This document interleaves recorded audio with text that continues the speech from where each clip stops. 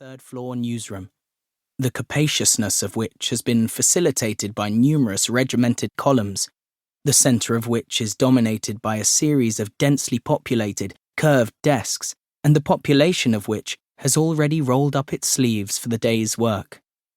The curvilinear shape of the desks is echoed above the workers' heads by a circular structure from which hang lamps, themselves made of concentric circles, so that, it seems to Raymond, the very layout of the room stands in stark counterpoint to the intrinsic angularity of typeset columns, photographs, and folded papers.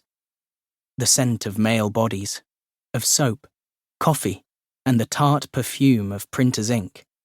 The sound of the woodpecker tapping of typewriters, the irritant scratch of nibs on notepads, the mutter of collaborative conversations, and the roll and squeak of revolving chairs. The sight of lips moving silently as they rephrase sentences, and here and there the smoke signals of the day's first cigarettes.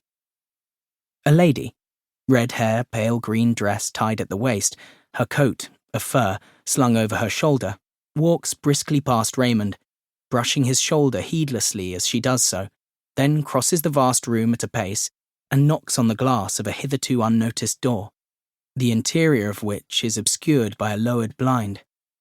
The door opens, but before Raymond can catch a glimpse of the figure inside, the lady has been ushered in and the door closed, and, for some reason, Raymond is convinced, locked behind her. He stands uncertainly, trying to catch anyone's eye, before realizing that everyone is studiously avoiding him. He taps the nearest man on the shoulder. "Excuse me, I'm sorry to bother you, but I'm here to see Mr. Bukowski. Could you tell me which is his office, please? I'm Raymond Wallace." "Bukowski? Office over there." He wags a finger.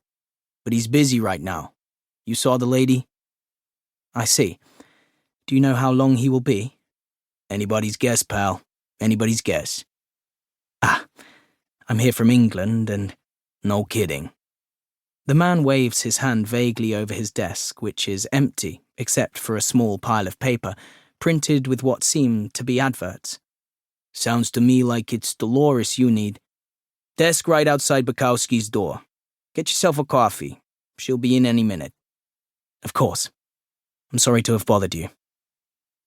A column obscures Raymond's perspective, so that it is only once he is halfway across the room that he sees the desk outside Bukowski's office. A nasalized drawl comes from behind him. "Can I help you, sir?" Raymond turns and drops his eye level to a short, bald man wearing thickly rimmed glasses, waistcoat and matching trousers. His belly pulls his watch chain taut. "Oh, I'm waiting for Dolores and Mr. Bukowski. I'm Raymond Wallace." "Nice accent, Wallace." The man is panting as though he's jogged across the office. "You are from England, I take it?" "That's right. I'm here on a bursary, 3 months." "Fancy. I'm Kleinman. Photography." He emphasizes this last word as though divulging something of note. "Wow. Pleased to meet you, Mr. Kleinman." "Call me Sam. My name's Samuel, but people call me Sam." "All right, Sam. My name's Raymond. People call me Raymond." And although he didn't mean to make a joke, Raymond is delighted when Sam laughs and slaps him on the shoulder. "That's funny," says Sam. "You're a funny guy.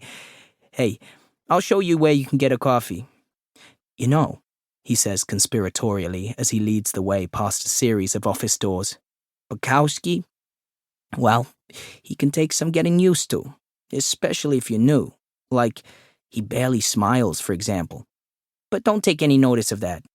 And if you're in any doubt about anything at all, then Dolores has the answers. She's his personal secretary. Look after Dolores, and she'll look after you." Sam leaves him shortly after this exchange, and Raymond stands, mug of coffee in hand, surveying the activity of the room. A few minutes later, the slam of a door sends a shiver down Raymond's spine, and he turns to see the woman in the green dress once more.